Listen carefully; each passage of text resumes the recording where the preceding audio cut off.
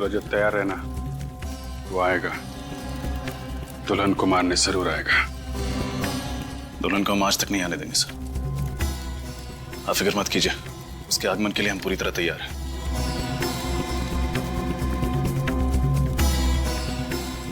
पंडित जी याद है ना, विघ्न आने पे कौन सा मंत्र पढ़ना है? जी साहब, मालूम है।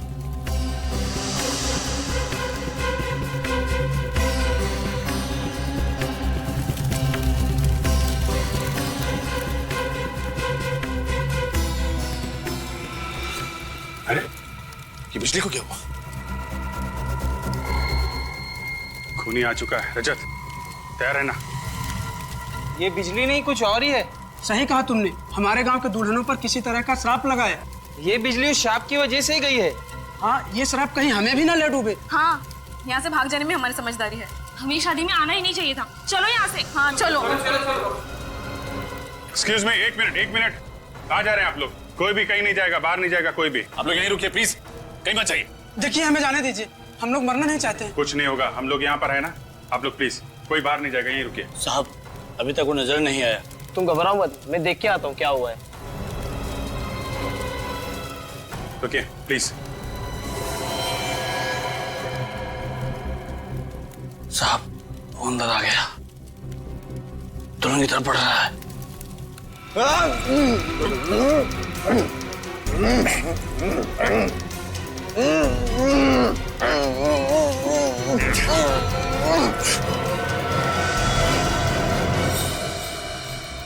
अरे, तुम दुल्हन नहीं हो? जी हाँ, तुम्हें क्या लगा तुम्हारे हाथों से एक दुल्हन और मारी जाएगी?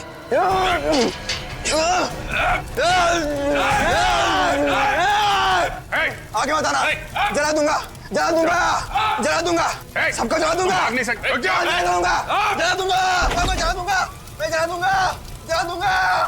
दूंगा। मशाल लेके कहाँ भाग रहा है? ओलंपिक खत्म हो गया, रुक जा। मैं जला कहाँ जा रहा है? जला हाँ? मैं, हाँ, अपने आप को जला दूंगा। अपने आप को जला लेगा? मैं अपने आप को जला सकता हूँ। मनीष और धीरज, जिसने गांव की इतनी मासूम दुल्हनों को मौत के घाट उतारा है, सोनिका का और पंडित जगनलाल का खून क्या ऐसा अपराधी, क्या लगता है रजत अपने आप को जला पाएगा? नहीं सर, इसकी शक्ल देख के तो नहीं लगता। क्या बात कर रहे हो? आप लोगों को मेरी बातों में यकीन नहीं आ रहा है? मैं खुद को जला सकता हूँ। अच्छा ठीक है, जला ले। देखो, निकल गई सारी हवा। मैं अपने आप को पूरी तरह से जला दूंगा, सर से पांव तक जला दूंगा। नहीं सर, मुझे नहीं लगता ये अपने आप को जला सकता। देखिए, माथे पे तो पसीना आ चुका है। और इसके पैर भी कांप रहे हैं। जलाऊं तुझे? जलाऊं?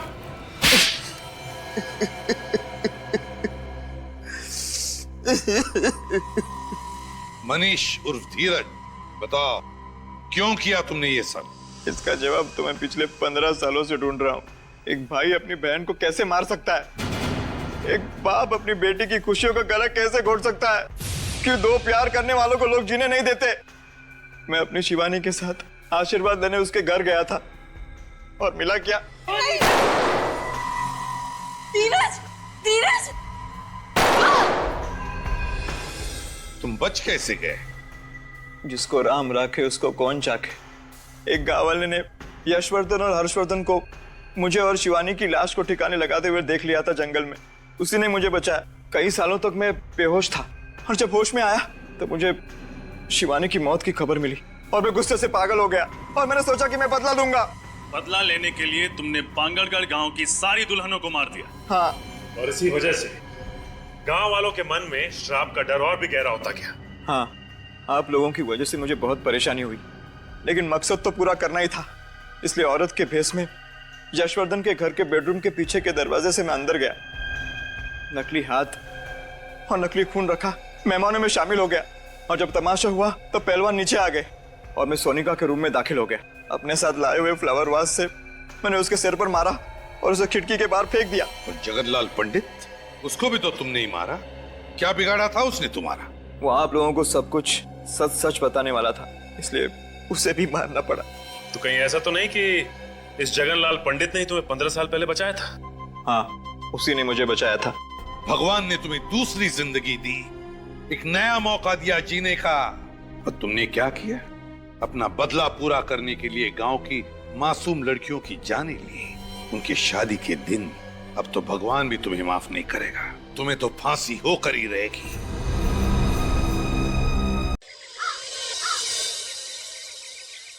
सजावट में सबसे अच्छे फूल लगाना, पूरी हवेली महकनी चाहिए, किसी भी चीज की कोई कमी नहीं होनी चाहिए।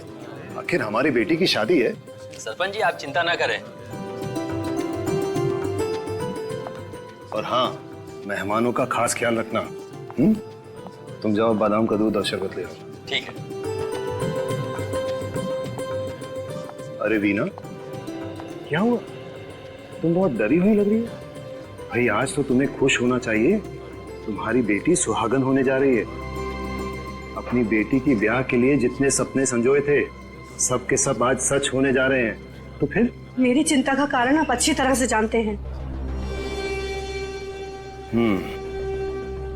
मुझे भी इस बात की चिंता है, लेकिन तुम डरो मत। मैंने सबको चौकन्ना कर रखा है। 2 पहलवानों को बंदूकों के साथ सोनिका के कमरे के बाहर तैनात कर दिया है। इस विवाह में कोई अड़चन नहीं आएगी, मुझ पर भरोसा रखो। भगवान करे सब ठीक ठाक हो जाए और मेरी बेटी सोनिका के जीवन में कभी भी कोई अड़चन ना आए। आप क्या सोच रहे हैं? मीना, मैं सोच रहा था हमें सीआईडी की मदद ले लेनी चाहिए। एक बार तो उन्हें इत्तला कर देना चाहिए। हाँ, ये बिल्कुल ठीक कह रहे हैं आप। मैं अभी सीआईडी की ऑफिस जाता हूँ। लेकिन यहाँ पर सारी चिंता मत करो, यहाँ पर किसी को कुछ पता नहीं चलेगा। सब तैयारियां ठीक ठाक चल रही हैं। सुरक्षा का बंदोबस्त कड़ा है। तुम बस अपने आंख और कान खुले रखना और बाहर देखते रहना। जी ठीक है, मैं ध्यान रखूंगी। लेकिन आप मुहूर्त से पहले आ जाना, वरना। चिंता मत करो, मैं जल्द ही वापस आ जाऊँ। सब ठीक हो जाएगा।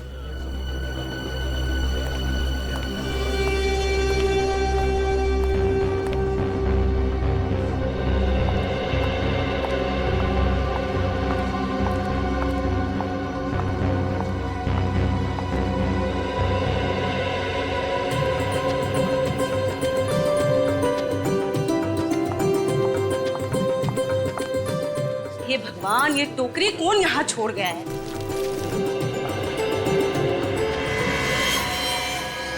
क्या है?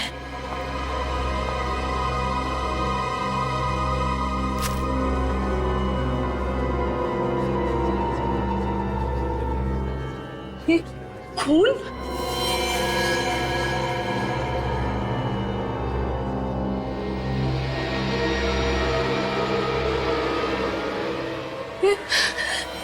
इतना सारा खून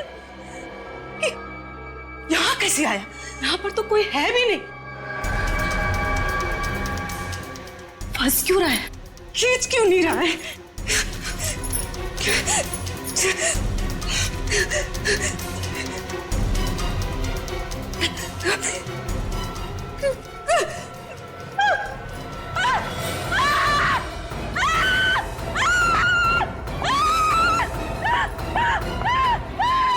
क्या हुआ? इतना चिल्ला क्यों रही हो?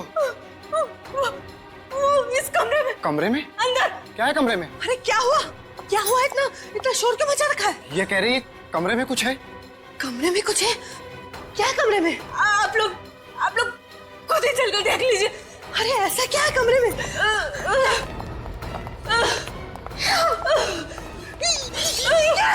ये खून कैसा? हाँ? किसका खून है? वो बिस्तर के पीछे। बिस्तर के पीछे? बिस्तर के पीछे क्या? हे भगवान! ये क्या? हाँ? ये यहाँ कैसे है? क्या हुआ मालकिन? आप लोगों के होते हुए ये कैसे हो गया? हाँ? कैसे हो गया? मालकिन, हम तो अपनी जगह पर थे, हमें नहीं पता ये सब कैसे हुआ। एक मिनट। अगर आप लोग अपनी जगह छोड़कर आए तो फिर? हे भगवान! हटो मेरे रास्ते से! हटो! सर ये देखिए, उसकी बैंक की डिटेल्स और बाकी सारे फोटोग्राफ्स। ये देखो।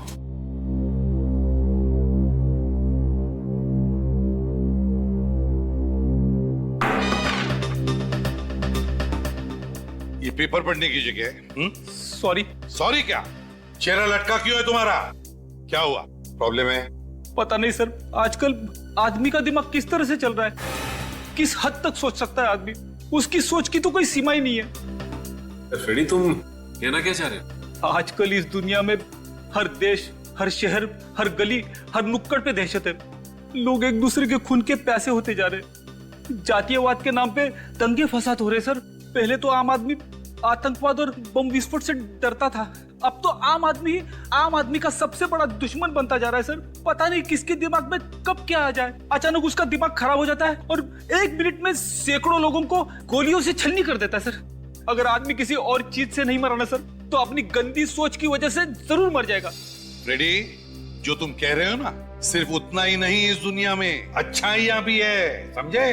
ये दुनिया अब भी और आज भी उतनी ही खूबसूरत है, समझे? रो मत। हाँ? सर जी, मेरी मदद करो प्लीज।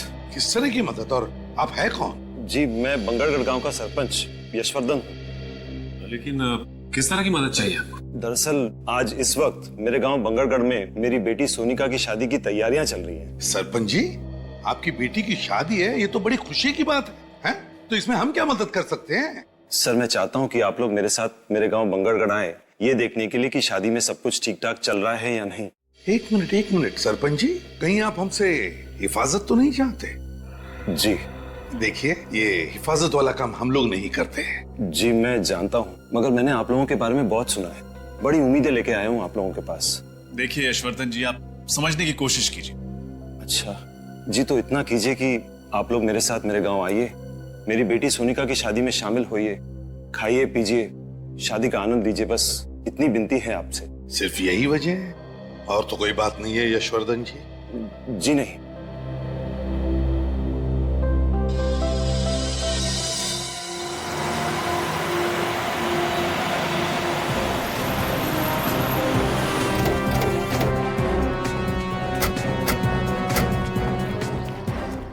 आइए, अंदर आइए। चलिए।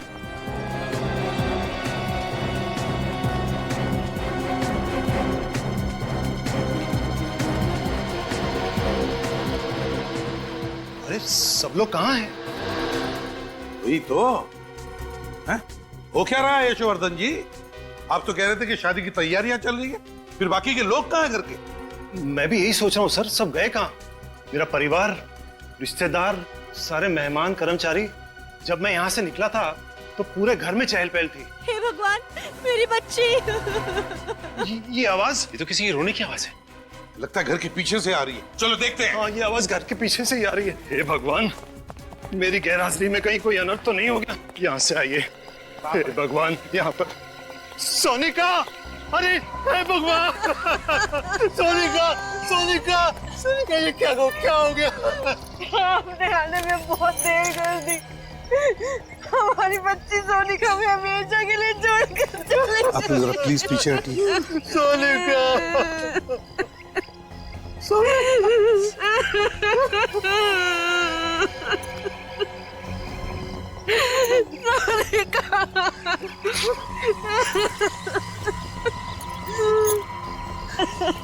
हमारी बच्ची।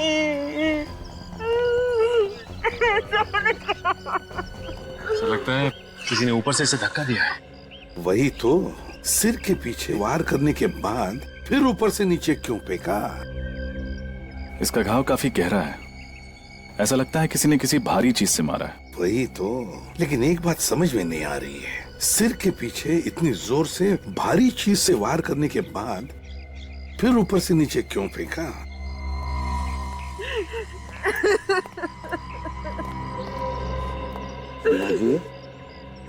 देखिए, मैं समझ सकता हूँ कि ये सही वक्त नहीं है आप लोगों के साथ कुछ बात करने का या सवाल पूछने का, मगर अगर हमें खोजी को पकड़ना है तो आपको थोड़ी सी हिम्मत रखनी पड़ेगी, हमारे सवालों का जवाब देना पड़ेगा। एक बात बताइए, जब यशवर्धन जी हमें बुलाने आए थे उस वक्त, मतलब यहाँ से हमारे पास आकर फिर हमारे साथ आने के बीच में क्या हुआ था घर में? सब कुछ इतना जल्दी में हो गया कि कुछ पता ही नहीं चला। पहले कमरे में वो खून, उसके बाद वो कटा हुआ हाथ, उसके बाद सोनिका के कमरे में ऊपर गई तो फिर... सोनिका!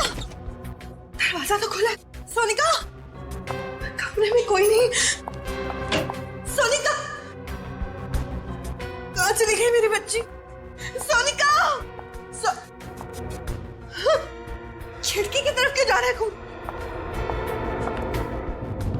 सोनिका! यशोवर्धन जी, आपकी गैर हाजिरी में बहुत कुछ हो गया है। अगर मैं घर छोड़कर गया ही नहीं होता तो ये सब कुछ नहीं होता। हम आपका दुख समझ सकते हैं।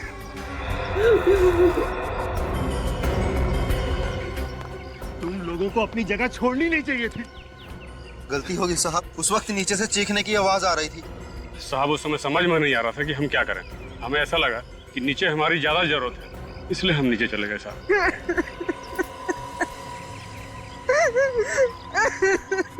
मीना जी, क्या आप हमें वो जगह दिखा सकती है जहां पर वो खून और हाथ मिला? प्लीज। जी। इस तरफ ये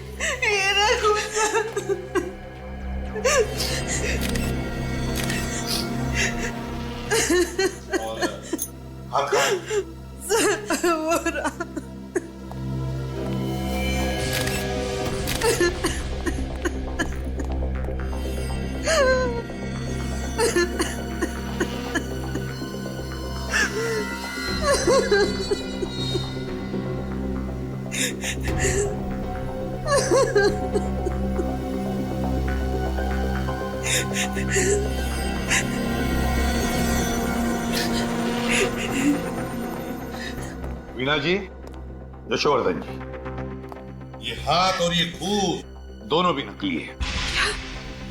ये सब कुछ नकली है? जी हाँ, नकली है। सर लेकिन ये नकली हाथ और नकली खून यहाँ पे क्यों डालेगा कोई?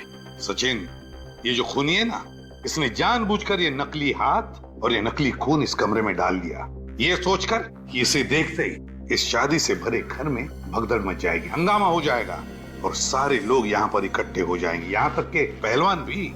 और बस इसी वक्त का फायदा उठाकर वो सोनिका का खून करेगा। सर ये जो कोई भी है बहुत ही चालाक मालूम पड़ता है।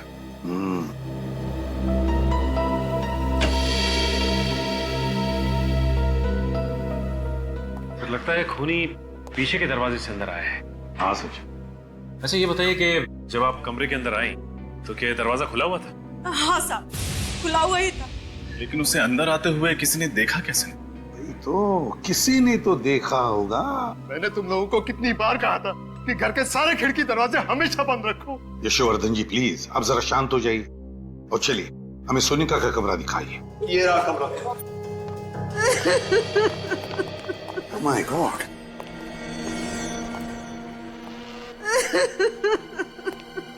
क्या हुआ है यहाँ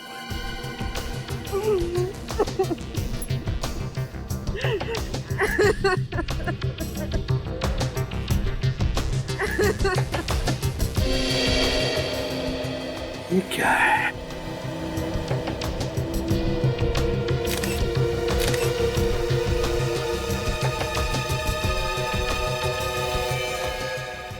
किस कपड़े का टुकड़ा है ये तो मेरी बेटी सोनिका की साड़ी का टुकड़ा है। My God! सोनिका की साड़ी का टुकड़ा। लगता है खूनी ने सोनिका को यहाँ इस खिड़की में से नीचे फेंक दिया और बेचारी नीचे गिरते वक्त उसकी ये साड़ी उस खिड़की में अटक गई और ये कपड़े का टुकड़ा वहां मिल गया।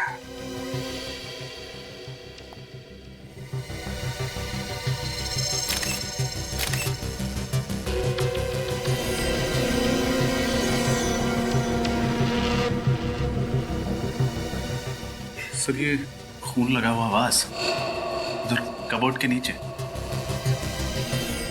खून लगा हुआ वास। मीना जी, क्या ये वाज आपके घर का है? नहीं सर, ये हमारे घर का नहीं। नहीं जी नहीं। तो इसका मतलब है खूनी ये वाज बाहर से लेकर आया और फिर इसी वाज से सोनिका के सिर पर पीछे से वार कर दिया। हे भगवान, हम गांव वालों से क्या गलती हो गई? कैसा श्राप दे दिया तूने? हमारी बेटी को भी खा गया ये श्राप। एक मिनट यशोवर्धन जी, क्या कहा आपने? श्राप? कैसा श्राप? किस श्राप की बात कर रहे हैं आप यशोवर्धन जी? होता क्या है इस श्राप से, जरा बताइए। इस श्राप की वजह से जिस दिन हमारे गांव में किसी भी लड़की की शादी होती है, उसी दिन उस लड़की की मौत हो जाती है। ऐसा होता है इस श्राप से? कब से सिलसिला चल रहा है इस श्राप का? ये कई सालों से। इस श्राप की वजह से हमारे गांव में किसी भी लड़की को शादीशुदा जिंदगी का सुख नसीब नहीं होता। हमारे गांव में हर पिता, हर भाई डर डर के जीता है। आप लोग सच में श्राप जैसी चीजों पर यकीन करते हैं?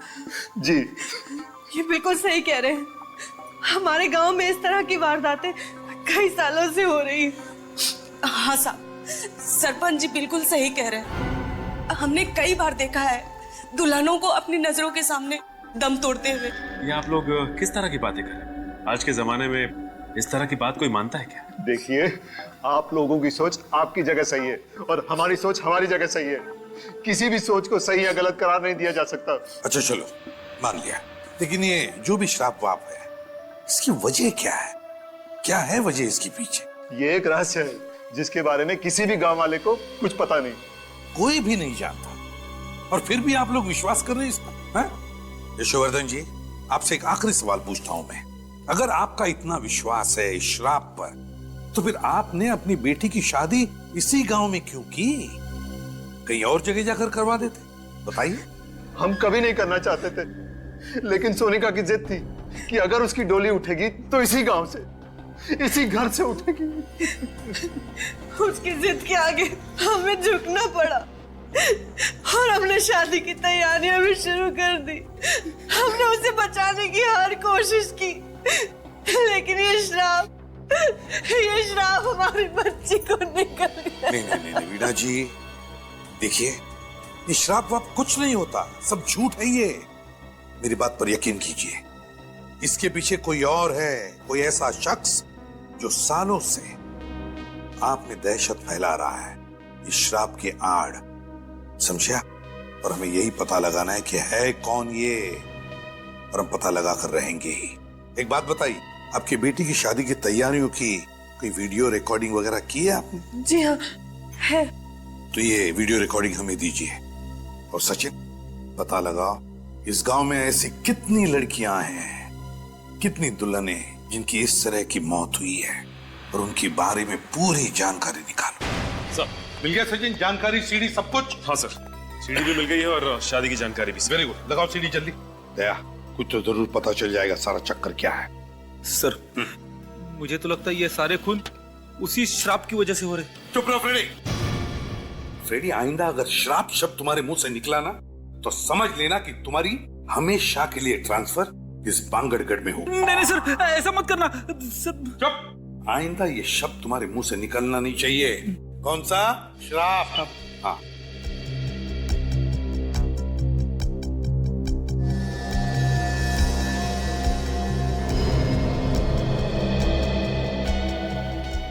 ये देखो, ये नौकरानी बाहर आ गई।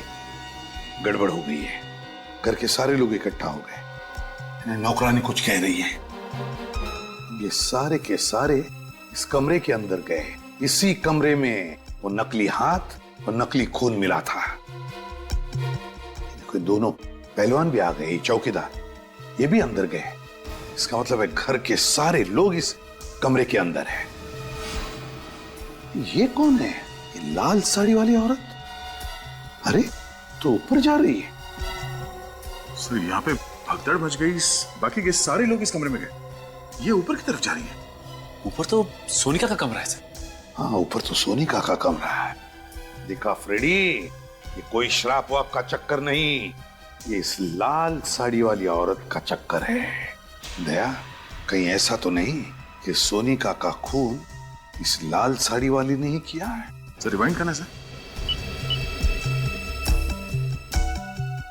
बस प्ले करो सर। जरा इस औरत की चाल को जरा गौर से देखना, कुछ तो गड़बड़ है सर। हाँ दया, चाल तो मर्दाना लगती है। सर, कहीं ऐसा तो नहीं कि कोई आदमी ये साड़ी पहन के अंदर जा रहा है? हो सकता है, और इसी आदमी ने सोनिका का खून किया है। सर, अगर इसी आदमी ने उन बाकी दुल्हनों को मारा है, तो हो सकता है उनकी शादी पर भी ये गया। लड़की बन गई। बिल्कुल सचिन, सारी जानकारी है ना इसमें? हाँ सर, लेकिन सर शादी की डेकोरेशन करने वाले तो सारे लोग अलग थे, यहाँ तक कि केटरर भी अलग, और तो और शादी में जो मेहमान आए थे वो भी अलग है। एक शादी में जो आया वो दूसरी में नहीं है। अच्छा, 5 शादियों में सारे के सारे लोग अलग अलग थे, यहां तक के मेहमान भी। लेकिन ये क्या, इन 5 शादियों में एक आदमी कॉमन है। कौन सा? पंडित जी दया, जगनलाल पंडित। लेकिन सर सोनिका की मौत तो शादी की रस्में शुरू होने से पहले ही हो गई थी। उस वक्त पंडित जगनलाल तो पहुंचा भी नहीं होगा सर। कराने वाले तो थे पंडित जगनलाल, तो कहीं ऐसा तो नहीं कि सोनिका का खून इस पंडित जगनलाल ने ही किया, लाल साड़ी पहनकर?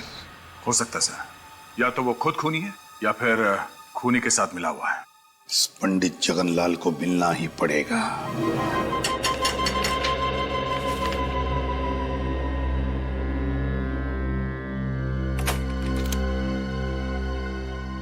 आप लोग सीआईडी से है ना? आइए। अरे वाह, बड़ी जल्दी पहचान लिया आपने। हाँ वो तो है, छोटा सा गांव है ना, मगर सीआईडी वाले हमारे द्वार। कहिए क्या समस्या है? सब कुछ कुशल मंगल तो है ना? पंडित जी, अगर सब कुछ कुशल मंगल होता तो हम लोग यहाँ पे नहीं आते। वैसे आप तो जानते ही होंगे ना कि आपके ही गांव की एक लड़की सोनिका, उसका खून हो गया। हाँ मैं जानता हूँ, बहुत बुरा हुआ। सोनिका बिटिया को मैं बहुत अच्छी तरह से जानता था, मैं ही उसकी शादी करवाने वाला था। ये हम जानते हैं पंडित जी। आप ये बता सकते हैं कि सोनिका का खून किसने किया होगा? देखिए श्रीमान, हम पंडित हैं, हमारा काम रिश्ते जुड़वाना और शादियां करवाना है, बाकी किसी चीज से हमारा कोई संबंध नहीं है। तो पंडित जी आप ये भी नहीं जानते होंगे कि अब तक आपके गांव में जितनी भी दुल्हनों की हत्या हुई है वो किसने की? नहीं श्रीमान, उन लड़कियों का भी खून किसने किया और क्यों किया इस बारे में मुझे कुछ पता नहीं है। ये सारी बातें मेरी समझ से परे है। लेकिन पंडित जी हमारी समझ में कुछ कुछ आ गया है। फिलहाल अभी हम लोग जा रहे हैं, लेकिन आपको परेशान करने दोबारा आएंगे। जी जरूर। अब बर्दाश्त नहीं हो रहा है, बहुत हो गया, अब मुझे बात करनी पड़ेगी। हेलो, बात करिए उससे मेरी। हाँ हाँ उसी से। देखो सीआईडी वाले आए थे मेरे घर पर, पूछताछ कर रहे थे। देखो बर्दाश्त नहीं होता मुझसे। हाँ ठीक है, मैं मिलने आ रहा हूं तुमसे, पर आखिरी बार। इधर ही आ रहा है।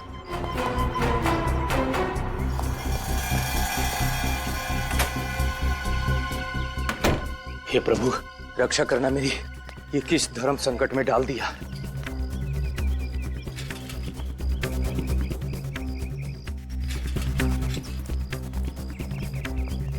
आज तो उसे मुझे बताना ही पड़ेगा। एक पंडित के घर में सीआईडी, और इस सालों की कमाई इज्जत खाक में मिल जाएगी। समझ जा पंडित, मैं तो उससे मिलना ही नहीं चाहता हूँ। आज दूध का दूध पानी का पानी हो ही जाएगा। आज उससे मैं कह ही दूंगा कि तुम्हारे पाप के किसी भी भागीदार बनने वाला नहीं हूं मैं।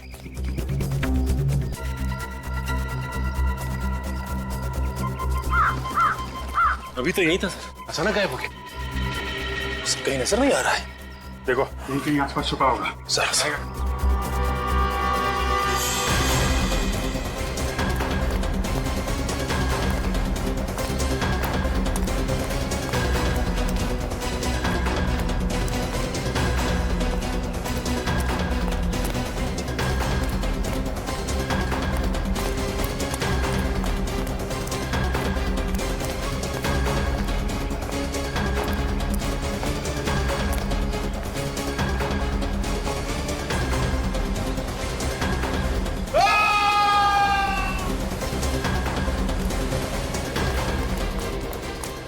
कहीं जगनलाल की आवाज तो नहीं थी? सर आवाज यही कहीं से आई। इस तरफ। अरे यहाँ तो भीड़ जमा है। जगनलाल के साथ? एक्सक्यूज मी, प्लीज हटिए, प्लीज हटिए हटिए हटिए, हमें तहकीकात करने दीजिए। और हाँ, किसी भी चीज को हाथ मत लगाइएगा। हे भगवान, इस शापित गांव के एक लौते पंडित को भी आपने उठा लिया, अब क्या होगा हमारा? कल ही तो इन्हें मैं मंदिर के बाहर मिला था।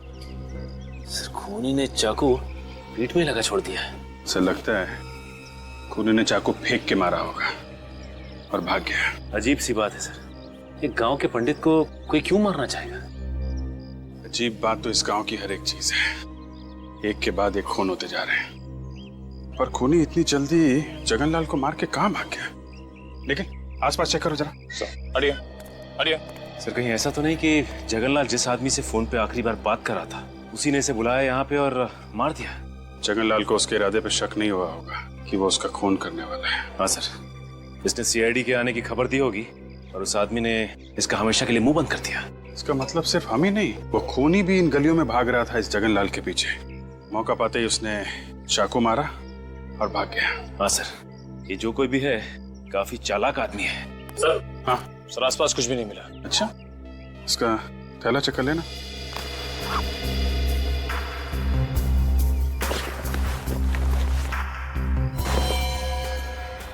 मोबाइल चेक करो, आखिरी कॉल किसको किया था? सर आखिरी नंबर तो कोई लैंडलाइन नंबर है। लैंडलाइन लगा दो। रिंग तो बज रही है सर। सर घंटी यहाँ भी बज रही है कहीं पे। कट करना, फिर से लगा।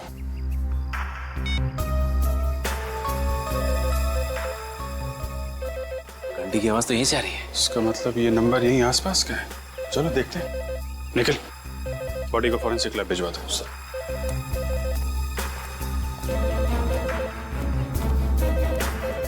आवाज यहीं से आ रही है।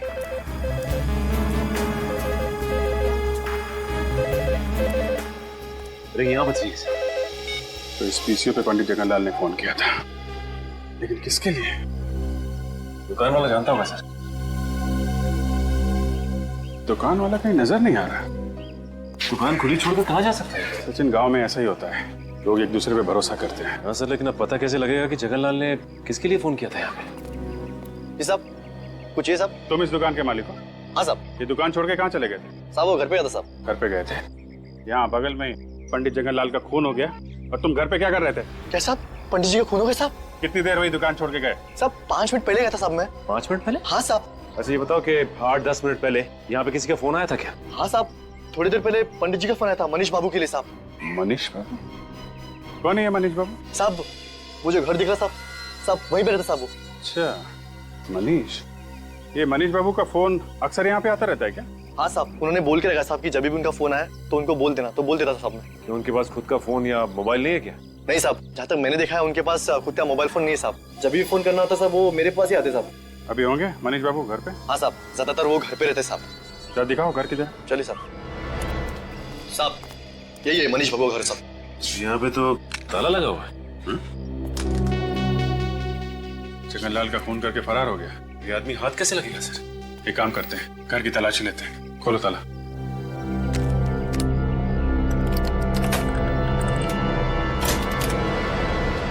यहीं खड़े रहना। जी साहब।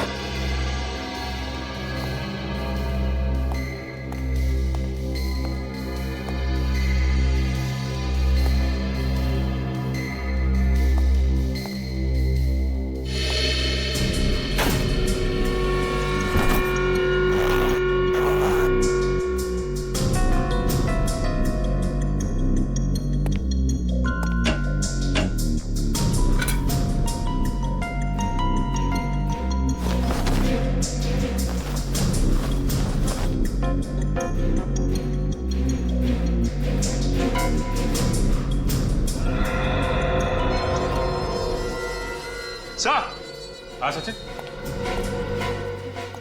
ये देखिए, ये साड़ी। ये साड़ी? ये तो वही साड़ी है ना जो सोनिका के कातिल ने पहनी थी। हाँ सर, और हमने फुटेज में ये भी देखा था कि एक आदमी इस साड़ी को पहन के सोनिका के कमरे में घुस रहा था। इसका मतलब मनीष ने सोनिका का खून किया है। उसने पंडित जगनलाल का भी खून किया है। कहीं ऐसा तो नहीं कि इस गांव में जितनी दुल्हनों की हत्याएं हुई हैं, इन सब के पीछे ये मनीष ही है। एक काम करो, देखो और कुछ मिलता है क्या।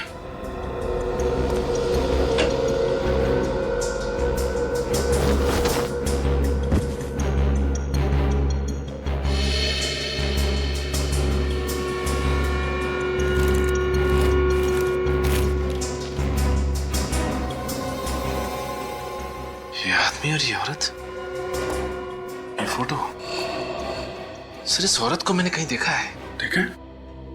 कहाँ देखी है? याद करो सर। सोनिका के कमरे में जो फोटोग्राफ्स थे उसमें ये लड़की भी थी। सोनिका के घर पे? इसका मतलब सोनिका इस औरत को जानती होगी। और ये आदमी भी था फोटो में? सर ये आदमी तो नहीं था। फिर ये कौन है? जरा उस दुकान वाले को बुला। भाई साहब जरा अंदर आइए। जी साहब। अरे देखो, ये आदमी मनीष है। नहीं साहब, ये मनीष बाबू नहीं है साहब। क्या ये मनीष बाबू नहीं है? नहीं साहब, मनीष बाबू की तो दाढ़ी है, मूछें है और वो चश्मा भी पहनते साहब, और उनकी उम्र भी ज्यादा है साहब। ये मनीष बाबू हो ही नहीं सकते साहब। अच्छा, इस औरत को देखा कभी? नहीं साहब, इन्हें मैंने पहले कभी नहीं देखा साहब। सर हमें साड़ी तो मिल गई है, लेकिन इसका कहना है कि ये आदमी मनीष नहीं है। तो कहीं ऐसा तो नहीं कि जो आदमी सोनिका के कमरे में भेस बदल के गया था उसे मारने के लिए, वो आदमी ये फोटो वाला आदमी हो सकता है ये मनीष का कोई रिश्तेदार या फिर जान पहचान वाला हो। एक बात बताओ, ये मनीष आदमी कैसा है? मनीष बाबू को इस गांव में आए हुए 1 साल हुआ है। मैं उनके बारे में इतना कुछ नहीं जानता साहब। वो यहाँ पे अकेले रहते थे या इनके साथ कोई और भी रहता था? हाँ साहब, अकेले रहते थे साहब। अकेले? हाँ साहब। किसी को देखा यहाँ पे आते जाते उनसे मिलते? नहीं साहब, मैंने किसी को उनके घर पे आते जाते नहीं देखा साहब। ठीक, तुम जा सकते हो। अगर इस औरत की फोटो यशवर्धन के घर में है तो यशवर्धन इस औरत के बारे में जरूर जानता होगा। चलो यशवर्धन से मिलते हैं।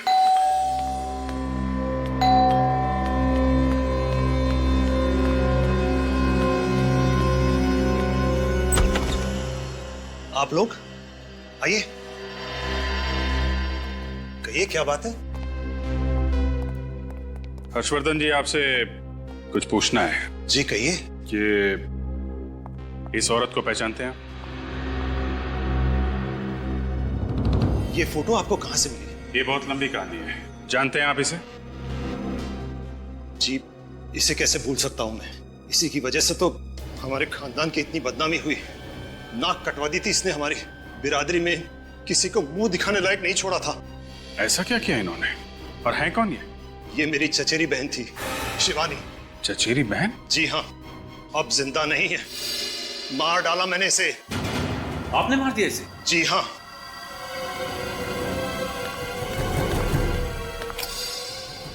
इसी बंदूक से मारा था मैंने उसे 15 साल पहले।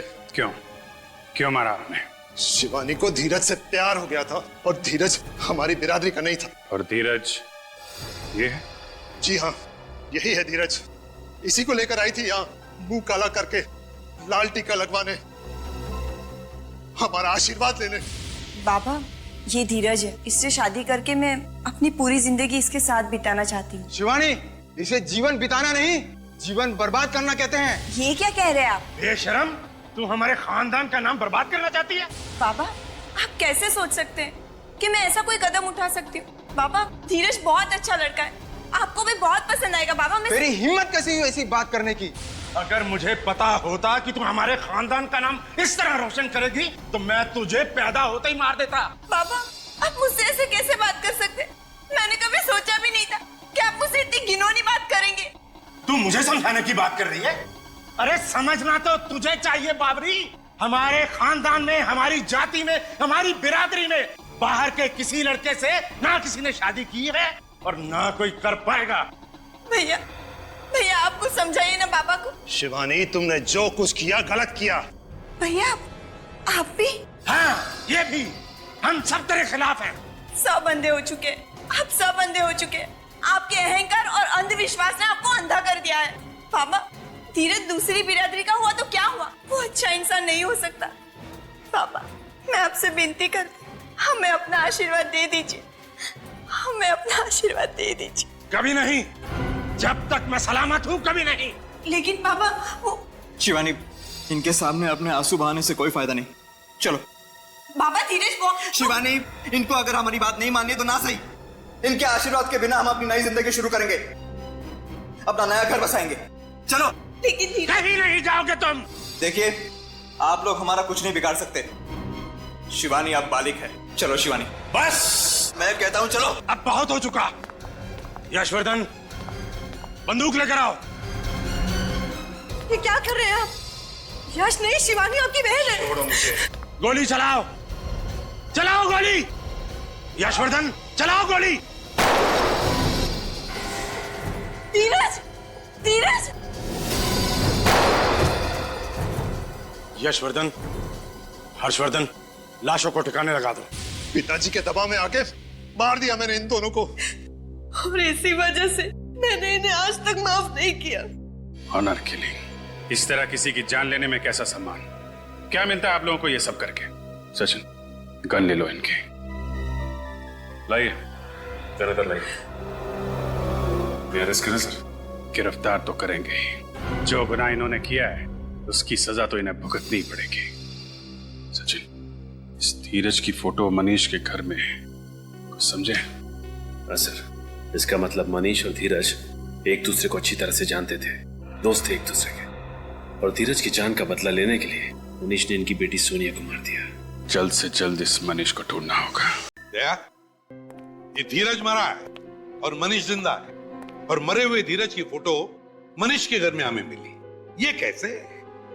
कुछ ना कुछ तो चक्कर है दया, कुछ ना कुछ तो गड़बड़ है। कैसी गड़बड़ सर? दया, फोटो में जो दिख रहा है ना, उसे नहीं देखते। जो फोटो में नहीं दिख रहा है उसे ढूंढने की कोशिश करते हैं, उसे ढूंढने की कोशिश करते हैं। क्या मतलब सर? मतलब अभी पता चल जाएगा रजत, अभी पता चल जाएगा। फ्रेडी, स्केच आर्टिस्ट को लेकर आओ, और सचिन, बांगड़गढ़ के पीसीओ वाले को लेकर आओ, उस पीसीओ वाले को जिसके पीसीओ पर मनीष को फोन आया करते थे।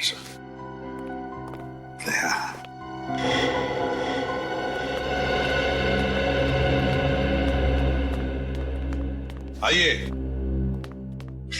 स्केच आर्टिस्ट को क्यों बुलाया? अभी पता चल जाएगा।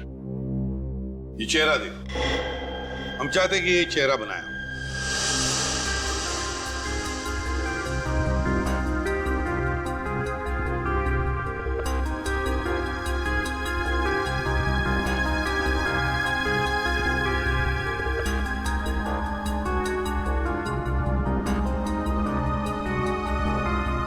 वाह, बढ़िया है। एक काम करो, अब इस चेहरे पर मोटी सी मूछें और दाढ़ी भी बनाओ। हाँ? एक मिनट मत बनाइए, ये चेहरा ऐसे ही रहने दीजिए। इस दूसरे पेपर पर बिल्कुल ऐसा ही चेहरा बनाओ, ऐसा ही चेहरा, लेकिन थोड़ा उम्र में ज्यादा, एक 10-12 साल। और फिर उस चेहरे पर मूछें दाढ़ियां लगाओ। जी। हाँ। और हाँ, चश्मा भी चाहिए उसे, मोटा सा। ठीक है, काले फ्रेम वाला।